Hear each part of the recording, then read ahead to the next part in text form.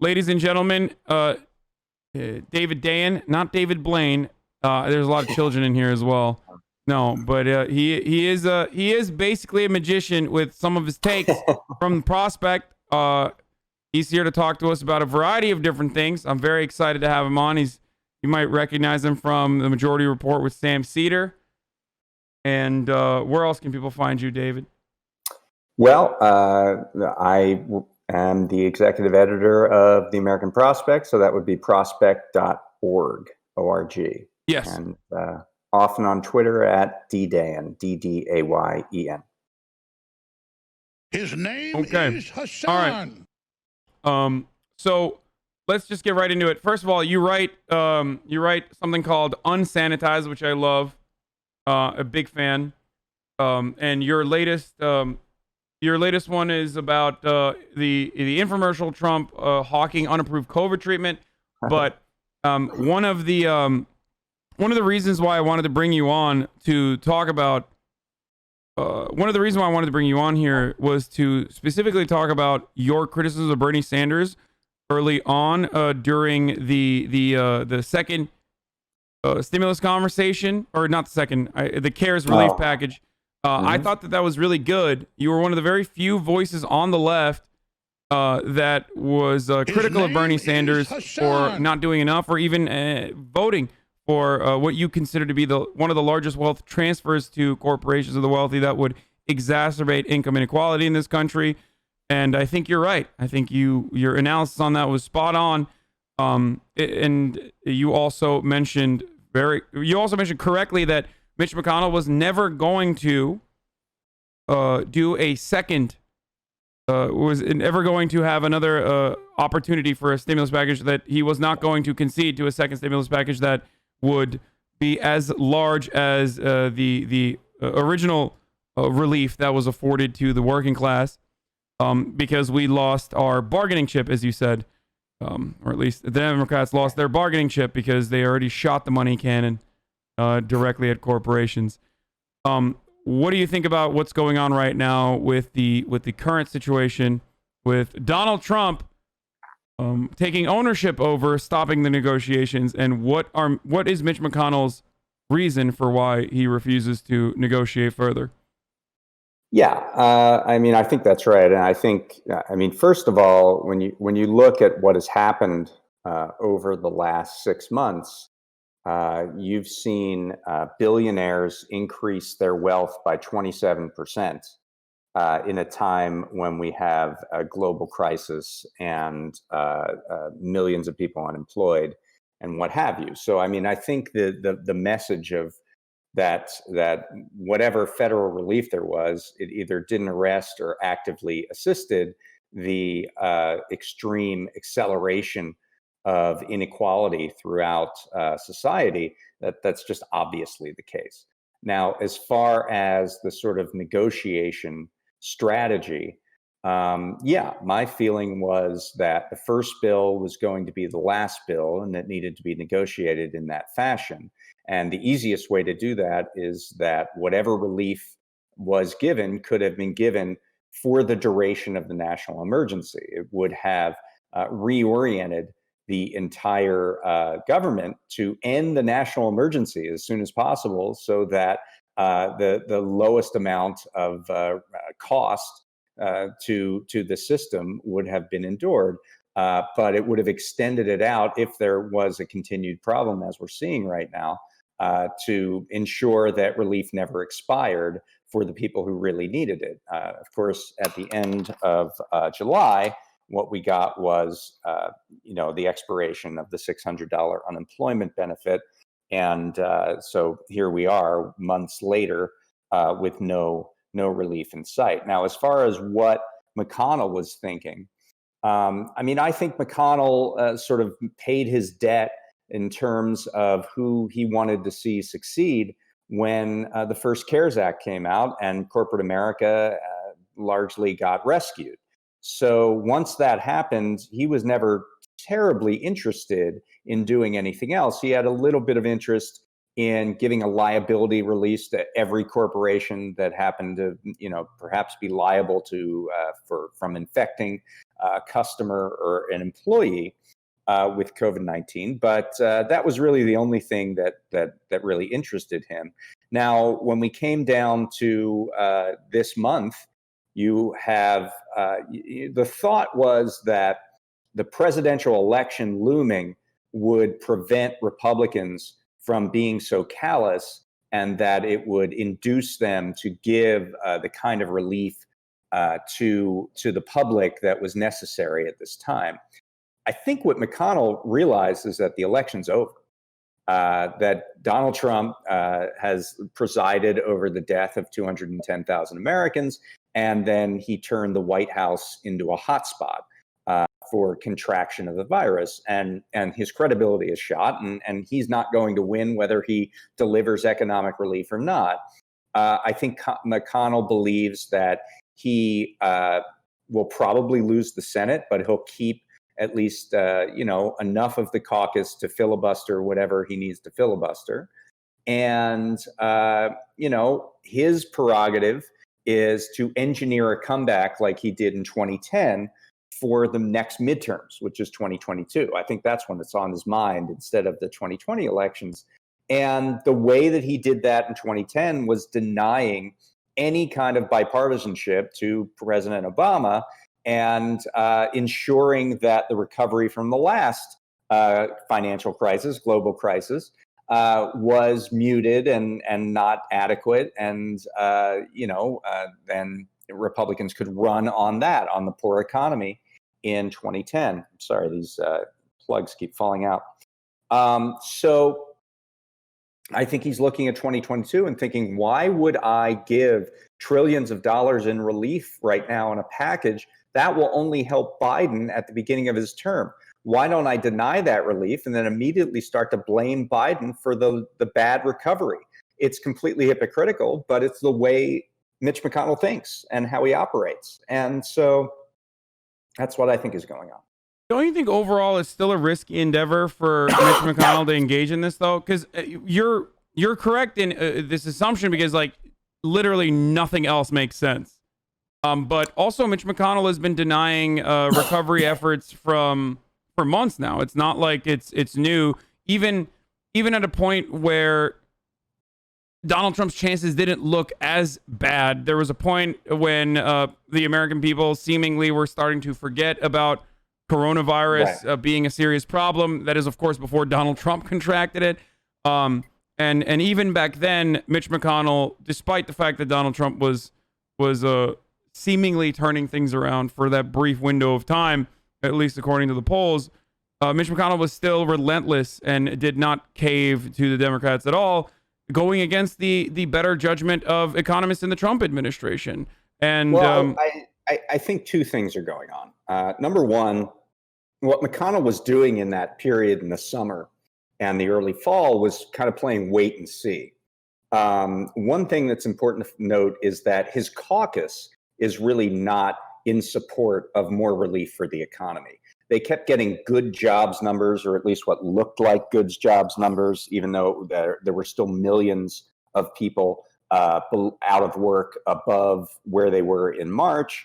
And, his members of his caucus are jockeying for 2024.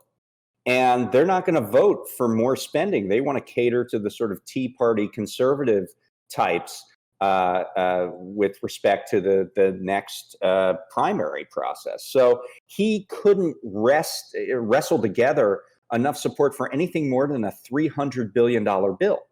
That was the only thing the majority of his caucus would support. And of course, he could pass a bill with a few Republicans and majority of Democrats, but that would be political suicide. And of course, he's in reelection right now. He's in a reelection cycle currently. And so he doesn't want to be someone who alienates the conservative base in Kentucky, which is much more conservative than the country as a whole, by supporting an economic package that goes along with the majority of Democrats. So that's number one. Number two, the very important thing that we have to discuss is the Supreme Court. So there's a nomination fight going on right now. Amy Coney Barrett has been nominated. And because 3 Republican senators contracted COVID, probably at Amy Coney Barrett's nomination announcement. McConnell has had to put the Senate in recess until October 19th. That leaves 2 weeks until the general election takes place. And he doesn't want to deal with stimulus. It would take up a lot of floor time that he might need to force through this Supreme Court nominee, which ultimately is his legacy, right? His legacy is going to be transforming the courts for posterity. That's what he cares about. That's what he wants. And the economic matter is really not a factor I think for McConnell. So I think that's those two factors are very important in the story. That makes sense. I mean, it totally makes sense that Mitch McConnell would keep his legacy in mind, and also would have a long-term ideological goal for the future of the Republican Party, ensuring a supermajority, pretty much a permanent supermajority on the Supreme Court for years to come is definitely just icing on the cake after he fundamentally transformed how Republicans can operate in the Senate, even if they don't maintain a majority, and definitely when they do maintain a majority. I think that I get that part. I still don't understand how Republican senators are caving to the Tea Party loyalists, especially in the Senate. I feel like that's more of a Congress thing. No, I thought that senators were not as beholden to the actual like deficit hawking that you see from at least the likes of like the Freedom Caucus, which is like the Tea Party caucus within the Congress. I thought the Senate was supposed to be the sane guys in the room. We know that that's not true, but right. I mean, I think a handful. You're talking about a handful of Republicans who are really jockeying for 2024, where they have to appeal to national conservatives. So you're talking about Ted Cruz, Tom Cotton, Rand Paul, people like that. So that's one faction. There's another faction of Republicans who represent very conservative states. And, seemingly all the energy there is around, deny it's purely ideological. It's saying that government spending doesn't help, it doesn't work, it's not needed, and bringing up the long remembered deficit fears that are always a part of conservative politics when they want to deny Democrats from doing of course. So there's that faction, right? The third faction are people who are, in cycle right now in the Senate who are looking at a tough reelection fight. So that's Susan Collins, it's Cory Gardner, it's Tom Tillis in North Carolina, it's Joni Ernst in Iowa, and there are a few others. And first of all, I think McConnell is just throwing them under the bus by just saying we're not dealing with the economic crisis right now. And second, what he's trying to persuade them to think is that the Supreme Court fight matters more for base turnout than the economic situation matters for persuasion. So it's really sort of a base strategy. You can get more conservatives out than you can persuade people in the middle to come to your side. That's the theory anyway. I don't know that it's correct theory, particularly this year, but that's the one that McConnell is sort of peddling. And, I think he doesn't think that those seats are salvageable. I don't think he thinks that Susan Collins can win. I don't think he thinks that Martha McSally in Arizona can win. He doesn't think Cory Gardner can win. He thinks that maybe some of those other states are marginal and they could win, but it would be more important to lock in the Supreme Court for a generation than it would be to win those marginal seats. So that's, I think, the thinking in Mitch McConnell's head right now. That makes sense. Are there any, this stuff a lot better than I do. Do you think beyond calling for quorum, which the Democrats absolutely should do, are there any procedural hurdles that they can throw ahead of this now that the Senate's in recess and now that the amount of time that Mitch McConnell has to be able to ram through this Supreme Court appointment? Are there any other procedural hurdles that Chuck Schumer would if I he think was there are- energized to do it. I don't know if he would do it. That's a whole separate issue with Chuck Schumer, but is there anything that we can do there? I think there is, and some of it actually involves Nancy Pelosi. So let's go through this. So we're in recess until October 19th, which is 2 weeks and 2 days before the election. Democrats have the ability, once the nomination is reported out of the judiciary, to say, we want to wait a week before we bring this to the floor. That's in the Senate rules. So that week is gone. So the earliest that McConnell can bring this up is October 26th. And at that point, that's the last week before the election. Under the normal rules, it would probably take a couple days to report that out and get the confirmation done. But there are things that can be done, various tactics that you can use to slow things down in the U.S. Senate. The quorum situation is really interesting, but that is really only comes into play if there are multiple Republicans who are out of commission. And if Collins and also Lisa Murkowski in Alaska, who have said they don't want to vote on this before the election, if they agree to boycott quorum calls. So the thing about quorum is, in the Constitution, it says a majority of each chamber must be present in order for them to do their business. So if you and the vice president, who is the president of the Senate, does not count. So you need 51 present in order to get anything done in the U.S. Senate. And if Republicans don't have 51 available, Democrats can say, we note the absence of a quorum, and then leave and boycott the quorum call, and Republicans can't go forward. So the question is, how many people are going to be available on October 19th? Right now, there are 3 in quarantine, or 3 isolating because they have COVID. There are another 3 in quarantine because they've been in contact with people who had COVID-19. We don't know that that's going to end anytime soon. It's indefinite. But Ron Johnson, who's one of the COVID-stricken senators, Republican from Wisconsin, said, if I have to vote, I would show up in a moon suit on the Senate floor. So this is who we're dealing with as far as quorum calls. But, we'll see what happens there. We'll see how many Republicans are actually available to vote, to see if Democrats can use that tactic. Another tactic that I think it would be really interesting. Wait, isn't also sorry to stop you there, but we also know that that Chuck Grassley has also stated that he refuses to take the test, right? Yeah, or as far as I know, he said he wouldn't take a test, and he's 87 years old, so he probably should. But he has not said that he wouldn't attend, a future Senate session. So the other thing that I think would be important to use is that there are certain kinds of legislative actions that, if the House passes them, the Senate has to take them up, and anyone, even the Democrat, can say, I want this taken up, and we need to vote on this next. One of them is a war powers resolution, and another is a resolution under something called the Congressional Review Act, which is a way for Congress to vote up and down on various regulations.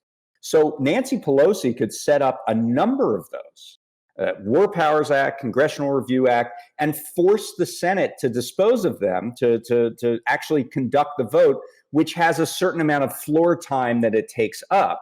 So if she did, the weekend before October 26th, a dozen or more of these resolutions, the Senate would have to go forward and vote on those, and that would take time, and you might be able to run out the clock. So that is, another strategy that could be used. And, it's really up to Chuck Schumer and the Democrats if they mean business about blocking this nomination, or at least delaying it until after the election, to come up with more of these strategies.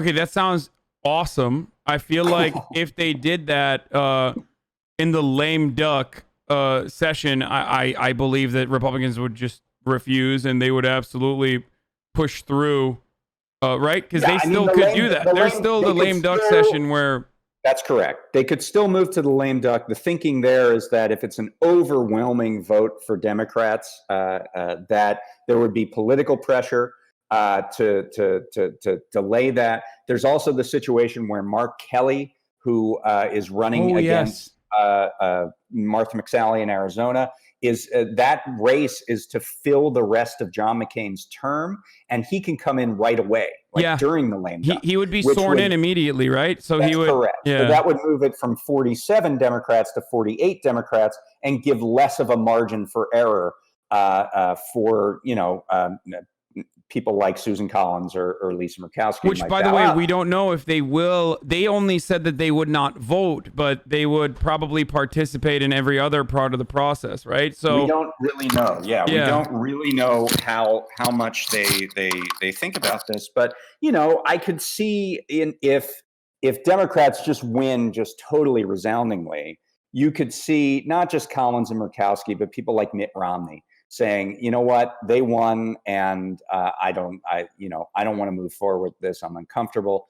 I doubt that happens. I think they probably could go through in the lame duck. But from a Democratic perspective, it's like, let's just play this out. You don't know what's going to happen. You don't know what's going to happen especially in this environment with the pandemic. It's just unclear. And so if you can push this out and push this out and push this out, why wouldn't you? Yeah. By the way, David, people in the chat are saying you might have the headphones in the wrong ears. I don't know what I'm doing. That might be the reason why you want to try and flip them. Let me flip them. Hold on. Yeah, that might be the reason. I'm a total idiot. These aren't my earbuds, actually. No, don't worry about it. It's all good. All right, we're good. Let's see if that works. No, like left to right. So like you got to take it out of that ear and then put it into your other ear, and then not flipping them. I thought you meant flipping them within. Oh yeah, you're right. I think. So let's try that. Hey, did that work? Maybe that'll stay in. We'll find out. Okay. All right. Cool. Okay. So, first time caller, long time listener. No. What was I gonna say? So you're talking about procedural hurdles that the Democrats could throw in front of the Senate Republicans. There's so much that we need to still rely on as far as getting, like you said, Collins, Murkowski, and then also Kelly, who will most likely, it seems like, not to jinx it, but take Martha McSally's position immediately. And even in that circumstance, I still see a pathway where Mitch McConnell just says YOLO. That is, you only live once. By the way, you're absolutely right. I mean, the day it was announced that Ruth Bader Ginsburg died, my assumption was that this would happen in the lame duck. That McConnell would say, to help Collins and Gardner and those guys, that we won't do this until after the election, and then he would pass it in the lame duck and have no problem doing that. Oh yeah. I think what happened in the interim is that the political situation for Republicans completely deteriorated. And so now it's like a land grab. He's like, I got to get this done now. I got to get this done as soon as I can because I don't know what's going to happen tomorrow. Yeah. I think I also thought that they were going to postpone until lame duck to like agitate the base a little bit. This is a good way to get like evangelicals that might be in the middle there who feel some type of way about Donald Trump. This might be a good way to get like lifelong Republicans who were sick and tired of how Donald Trump was behaving to come back and absolutely vote for the Republican to ensure that the Supreme Court appointee is a Republican under a Republican president. Right. So yeah, that was the theory. In practice, I think what happened is that it's if you look at the polling, it seems like Democrats are more energized about the prospect of a right-wing court for years and years and years, if not decades, than Republicans, which is really not normal practice. Usually, court fights animate the Republican base much more than the Democratic base. But Democrats like to come to everything late with thunderously, and that's, I think, what we're seeing. Well, if you ask the Pod Johns, the Pod Save America guys, and even Nate Silver and everyone else, they point to the amount of money that Democratic Senate races and Democrat organizations got in the immediate aftermath of RBG's passing. They use that as a claim. They use that to claim that like Democrats care more about the Supreme Court than they ever have before. I don't know if that's the case. We don't even have the same kind of infrastructural organization. We don't have the same machine politics that Republicans have, like the Federalist Society that is, because they always say activist judges on the Republican side, and that's just like everything else with the Republicans, pure projection, because they literally have activist judges. We're starting to see a little more of that infrastructure being built. There's a group called Demand Justice that I think really understands the stakes of the court, and what we've certainly seen on the left is this, rumbling to respond to this confirmation, if it happens, by packing the court, right? By increasing the number of seats on the Supreme Court. And that didn't come from nowhere. That certainly came from some rage on the part of the rank and file on the left. So I think there are some signs, and I think that the money flowing into some of these races is a half decent proxy. Although that's not only about the Supreme Court; that's about Trump and everything else. Absolutely. But I do think that there's been more energy on the left. That's why it's been so bizarre that Biden will steadfastly refuse to say whether or not he supports court packing. He's getting into a lot of games where he says, this would be a story if I say anything. And now what the story is that he's not saying anything. And so I think the campaign probably needs to come up with something a little better than that. I don't know what it's going to be, but that seems to be indicative of how the base really wants some rebalancing here. Do you think that they would even engage in court packing? And if yes, do you even think that that's a good idea? Because everything I've seen thus far, in the most democratic way possible, indicates that even if they were to pack the courts, they would do 11. They would increase the number of Supreme Court justices to 11, in which case they would still not have a majority, which is, of course, the most democratic compromise-laden piece of... It's such a Democrat agenda item where you still make this gigantic thing, you make this gigantic leap that you will pay a political price for, and then you still end up losing, even in that circumstance. It's very... Totally. It's, I think that there's a lot of energy around this now, and the fact, the visions of Merrick Garland have certainly put Democrats in a much more aggressive mindset. And now where that leads to is an interesting question. It could be term limits. It could be, although that would require some sort of, I think, constitutional amendment. So that's probably off the table. It could be additional seats, which is, fully within the purview of Congress. I mean, Abraham Lincoln added a seat to the Supreme Court. I think that one thing that's sort of been less talked about, and I shouldn't scoop myself because at the prospect we have a big piece coming on this, is that Congress can assert itself as a co-equal branch with the judiciary by, if you look at a lot of Supreme Court rulings, they're not about just the Constitution. They are about statutory interpretation. In other words, they say this law says X, Y, Z, and that's a problem for reasons X, Y, Z. And so under this law, because of the text, I'm not going to let you do this, that, or the other. So the obvious response to that on the part of Congress, if they don't like what the Supreme Court ruled, is to change the law. So you just change the statutory language and therefore nullify that statutory interpretation. In fact, the first bill that was passed into law by Barack Obama in 2009 was a variation on this. You may have heard of the Lilly Ledbetter Fair Pay Act. Oh, yeah.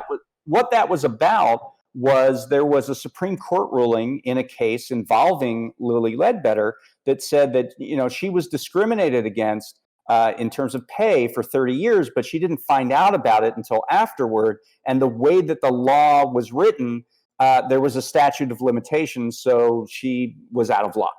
And in her dissent, Ruth Bader Ginsburg said, well, all Congress has to do is change the law to change the time limits on that, and then Lilly Ledbetter would be able to sue. And that is the law that passed in 2009. That's all that did. It just nullified a Supreme Court ruling. And so, you can do that in a lot. The Voting Rights Act is one that I can think of immediately, right? Isn't that kind of in the same vein? What, the Affordable Care Act? No, not the Affordable Care Act. Well, that's something you can do as well, but no, a restoration of the Voting Rights Act with legislation would be exactly that. That legislation exists, and it would nullify the Shelby County ruling. So, So, I mean, the thing is to orient Congress to think that they are not helpless in the face of the Supreme Court, that they have agency, and they can put pressure on the court by saying, if you continue to put out these rulings, we're going to fight back. That is ultimately what can be done, because Congress makes the laws. Judges tend to interpret them, but Congress can then rewrite the laws. So I think that that might be ultimately the strategy taken rather than something more aggressive. But, we'll see what happens. I think that we are in an age of the sort of radical center where the age of Trump has turned mainstream liberals into thinking about reform measures in very aggressive ways that they hadn't before. And so in that environment, I think, anything can happen. I hope you're right about mainstream liberals actually taking more radical reform measures or actually following through on that rather than immediately falling into the trap of complacency or, I don't know, pulling an Obama and like personally personally undermining their agenda before they even get to it. And you have someone like Joe Biden, who was supposed to be the conservative, more conservative heel to Barack Obama's progressive policy making now at the helm. And you have the opposite dynamic where Kamala Harris is supposed to be the more progressive part of that ticket. And we know how she feels about virtually everything she did as a green freshman senator, turning on pretty much every single vote that she cast in the Senate, for all the way to talking about how much she loves fracking, or at least how much Joe Biden loves fracking, and not really defending. Now, what you're describing is the sort of I just want to have brunch mindset, like people who have been fighting in the resistance or whatever against Trump might see Biden get elected and say, "Oh, good, I don't have to think about politics anymore." And the truth is that there's like this old saying that you may not be interested in politics, but politics is interested in you. And you're not going to be able to disengage and expect good results no matter who is in the White House. And so the way to get real reform is with constant vigilance. And we'll see if these newly radicalized Democrats are up to that task. Yeah, absolutely. Well, David, is there anything else you want to talk about? Because I don't want to keep you for any longer than you've already given me time. Thank you. It was good to be on the show. I appreciate it. And, happy to come on again. Oh, absolutely. This was awesome. And also, where can people find you? Yeah, absolutely. So prospect.org, that's the website that I run. And you mentioned the unsanitized newsletter. You can sign up at prospect.org to get that daily in your email. We also put it on the site, but you can get it directly to your inbox if you go to prospect.org, sign up for our emails. And I'm on Twitter at DDayen, DDAYEN. And I'll also say that the American Prospect has a magazine that comes out 6 times a year. So, you can check that all out at the site. Hell yeah. Thank you so much for coming on once again. And moderators are spamming your socials and stuff so people can follow you. And Awesome. yeah, thank you for taking the time out and describing this to an otherwise much younger audience that would never hear about it, because I keep promoting the American Prospect, but I don't know if they actually read or even know how to, judging by the way they're spamming stuff in the chat. But thank you so much for coming on, David. Well, thanks a lot. And thanks for giving me the tip on the headphones. Oh, yeah, no problem. All right, bye. Yeah. Okay, that was David Dayen. You guys are literally the most embarrassing group of people that I've ever had to serve in my entire life. Every single time I have a fucking host on, or every single time I have a guest on, you remind me that it's impossible to have the chat open. Like, are there going to be opportunities where some of you might have, I don't know, a good, honest, well thought out question for a person you would never have the opportunity to ask these questions to? No, that's foolish, Hasan. Of course not. What we are instead going to do is spam how David looks like Casey Neistat, or say he's David Blaine, the magician. Good job, guys. I mean, literally, I don't know how the fuck this chat turns into an entirely different demon the moment I look away. The moment I look away and am no longer paying attention to the chat, you literally turn into a bunch of fucking babies. Okay? I don't know how or why you do it. God damn, is it frustrating. Anyway, here. Because of that, you deserve this cringe that we're going to watch now. I'm punishing you by giving you direct fucking mainline black tar heroin level cringe. Gen Z takeover. This young CEO is hoping to change the startup world.